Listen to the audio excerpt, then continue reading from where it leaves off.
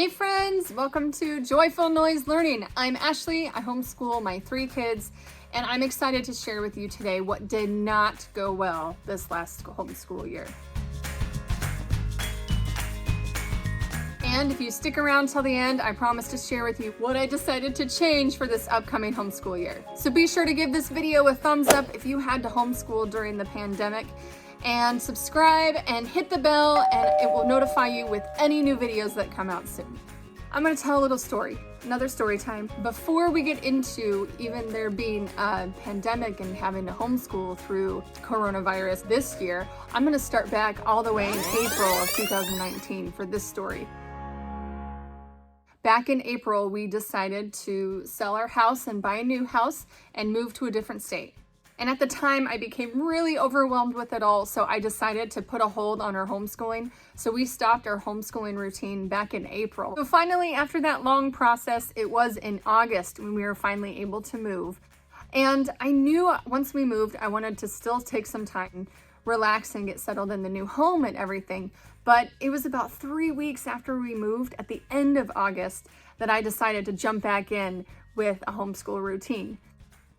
So my reason for doing that mainly was to give us something to do, give us some kind of schedule and routine, because my kids do best when they have a routine and they know what's coming. But it was really hard because we were still trying to get used to all our new house, new neighborhood, the new grocery store, the new library, trying to meet people. Even though we started homeschooling again, I kept it very basic. I wanted to make sure we got our core subjects done, so we were able to get language arts and math done most days of the week. And then I made sure we did Bible, read alouds, and I think that was it. So finally, January, February, we're rolling along. We're finally getting into a nice groove.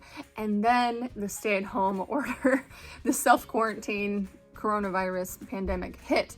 And everything had to change again, and we were ordered to stay home basically. Even though we were already a homeschool family and mostly staying at home, there was still a lot of changes for us.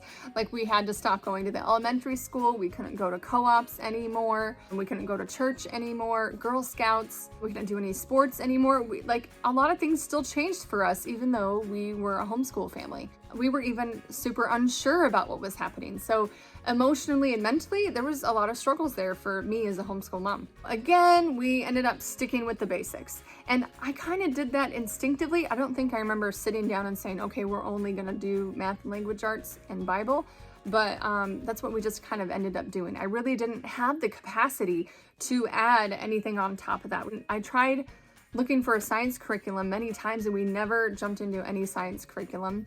History, I didn't jump into a curriculum. I just got books from the library and we read on that and watched some YouTube videos. I do feel like we did enough with that. Because of the pandemic and all the changes and not having evening activities, we started a habit of read alouds at bedtime together with all of us.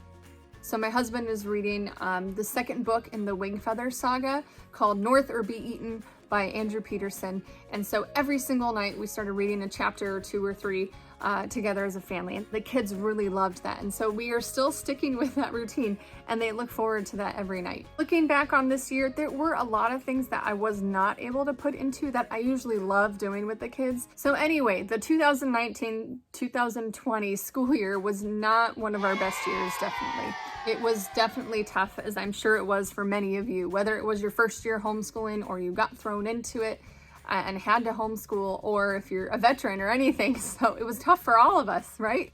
So what I do at the end of every single year anyway is evaluate how our year went and what are the things that I can change to add on or take away or do better for the next year. So I do that anyway each year, and I recommend, if you're a new homeschooling family, to try that and not worry that, each year is going to be awful because there are always little things you can tweak and grow from as a homeschool parent, or with your children and what you think they need in the next season. This was definitely a really strange season, but there are some things I looked at and I noticed that I can change and try to make for the better for this coming year.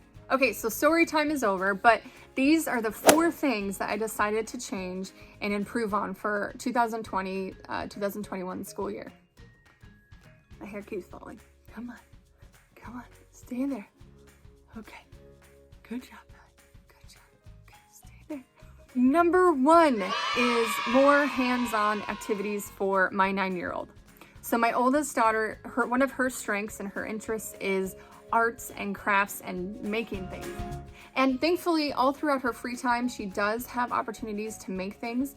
But I can tell, like, if she's running out of ideas or she needs fresh inspiration, she can kind of start to get down and just feel like she's kind of lost in the mix with everything that we do around here.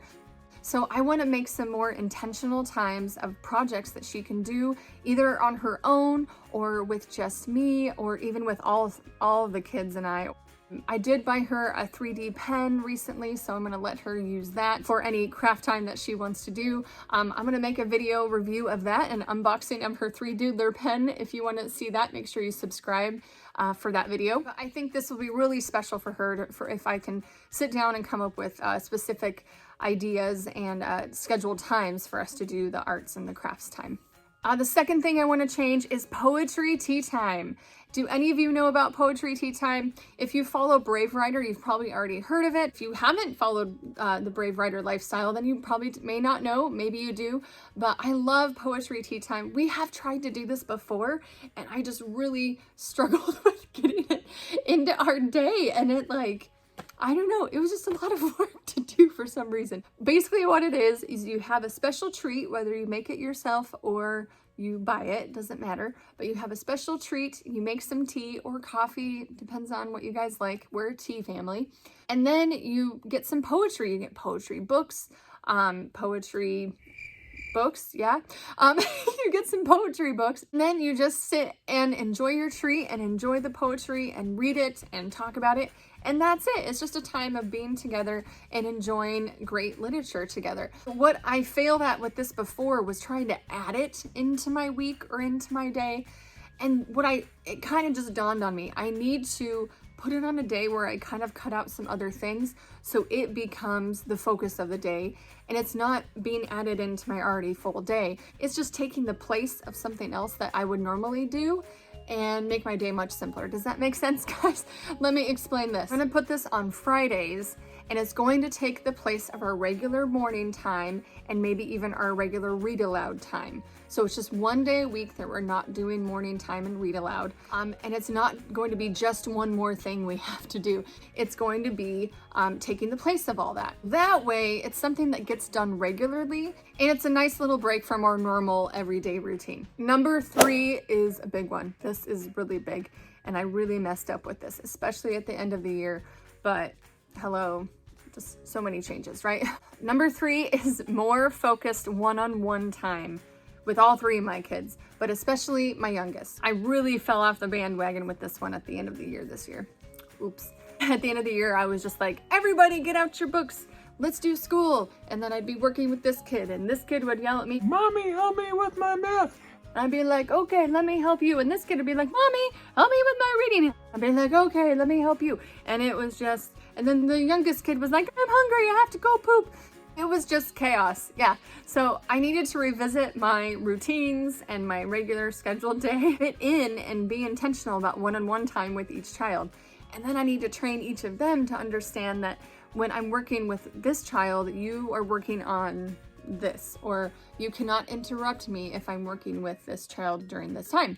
So that's something you just have to work on. I'm gonna have to train them on it, but they'll get it eventually, right? So I sat down and I wrote down everything I need to do with each individual child, and then I figured out about how much time it's going to need to take for each of them. And I found out that I'm gonna need to spend the most time with my middle child, my 2nd grader, because he's in the middle of learning how to read.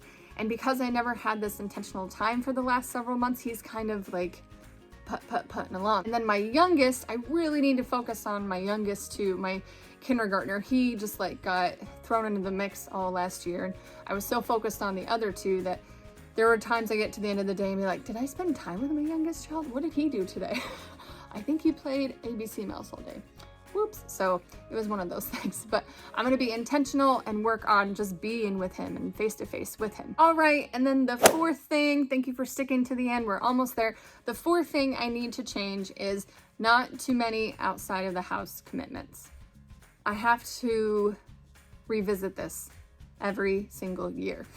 This is just my thing. I made a whole video on the easily distracted homeschool mom. I was actually wearing the shirt when I made it, but the easily distracted homeschool mom and how you need to focus and do one thing at a time and finish what you start, something like that. Anyway, check those out in the description box below if you'd like to see more. It's interesting how the pandemic and all the schools being closed and everything kind of cut out all of our outside activities, but now that our state is opening up a little more, we still don't know exactly what's going to be happening, but there is a chance that things will be open and there will be outside of the house opportunities. So I'm one of those people who's like, ooh, let's do this. Ooh, let's do that. Ooh, let's do that one there. You know, all the things just sound so fun. And if I like to add on a few on my plate, but if my plate has too many things, then all the stuff starts falling off the plate and then we just have a gigantic mess. So my goal is to look at these things that are opportunity in front of me, pick all the right best ones, and then put them on my plate and have them nice and pretty. So I just need to look at the things I can say yes to, and then say no to the things I need to say no to, and say no without any guilt. Because yeah, ain't nobody got time for guilt. So that's it. Thank you for watching. Please let me know in the comments what did not go well for you this last year, or how homeschooling went for you and affected your family with the pandemic. Did you continue as usual, or did you have to stop the presses and try something different? Or did you get thrown into suddenly homeschooling? Let me know in the comments. And I have a freebie in the description box below as well. If you join my email list, I'll send you my free preschool resources list. And that's resources, not just curriculum. There's a lot of great resources out there. And I want to share with you my favorites to help you get started preschooling at home. And this will help if you're a first-time homeschooler with just one preschooler, or if you have some older kids and you've got a preschooler in your house, then you need to get this list. And that is all. Thank you for joining me. I'll see you next time.